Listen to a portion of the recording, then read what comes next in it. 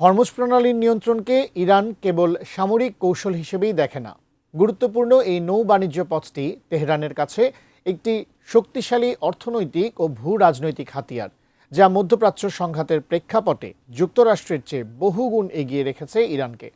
জ্বালানি বাণিজ্য ছাড়াও নিজেদের সক্ষমতা জোরালো করতে এবার হরমুজের ভিন্ন এক হাতিয়ারের দিকে নজর দিচ্ছে মোজতবা খামেনির দেশটি। বিস্তারিত ডেস্ক রিপোর্টে।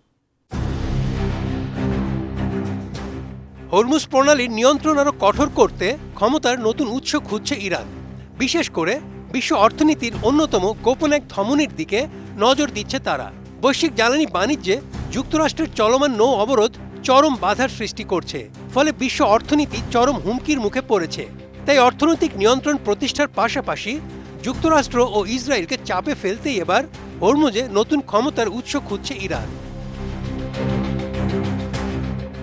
গুরুত্বপূর্ণ সামুদ্রিক বাণিজ্য ও জ্বালানি করিডোর হরমুজ প্রণালীর তলদেশে বিছানো সাবমেরিন ইন্টারনেট কেবলকে নতুন অর্থনৈতিক ও কৌশলগত হাতিয়ার হিসেবে ব্যবহারের পরিকল্পনা করছে ইরান। মূলত ইউরোপ, এশিয়া ও উপসাগরীয় অঞ্চলের বিপুল ইন্টারনেট ও আর্থিক তথ্য আদান প্রদানের গুরুত্বপূর্ণ সাবমেরিন কেবলগুলোর উপর নিয়ন্ত্রণ প্রতিষ্ঠার ইঙ্গিত দিয়েছে দেশটি।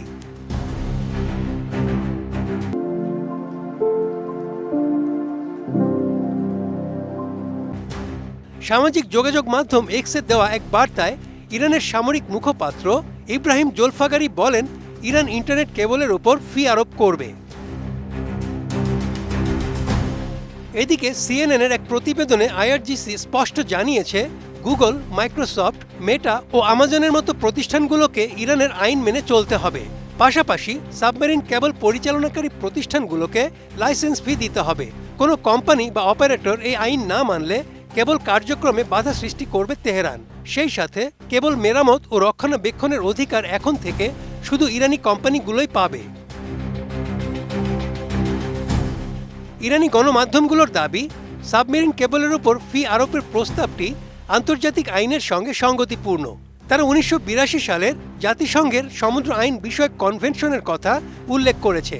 এর 79 নম্বর অনুচ্ছেদে বলা হয়েছে, উপকূলীয় রাষ্ট্রগুলো তাদের নিজস্ব ভূখণ্ড বা আঞ্চলিক জলসীমায় প্রবেশকারী কেবল বা পাইপ লাইনের ওপর শর্ত আরোপের অধিকার রাখে। আর ইরান বর্তমানে সে আইনেরই প্রয়োগ করতে চাইছে। বিশেষজ্ঞরা বলছেন, সমুদ্রতলের কেবল বৈশ্বিক ইন্টারনেট ব্যবস্থার মূল ভিত্তি। এগুলোর মাধ্যমে বিশ্বের অধিকাংশ ডেটা, ব্যাংকিং লেনদেন, সামরিক যোগাযোগ, কৃত্রিম বুদ্ধিমত্তা ভিত্তিক ক্লাউড সেবা, অনলাইন গেমিং ও স্ট্রিম পরিচালিত হয়। ফলে এসব কেবল ক্ষতিগ্রস্ত হলে বিশ্বব্যাপী বড় ধরনের ডিজিটাল বিপর্যয় ঘটতে পারে। বিশ্লেষকরা মনে করছেন, ইরান এই পদক্ষেপের মাধ্যমে হরমুজ প্রণালীতে শুধু অর্থনৈতিক সুবিধাই নয়, বরং কৌশলগত চাপ তৈরি করতে চাইছে, যাতে ভবিষ্যতে কোনো সামরিক বা রাজনৈতিক চাপের মুখে দেশটির অবস্থান আরও শক্তিশালী থাকে। Desk report, ATN news.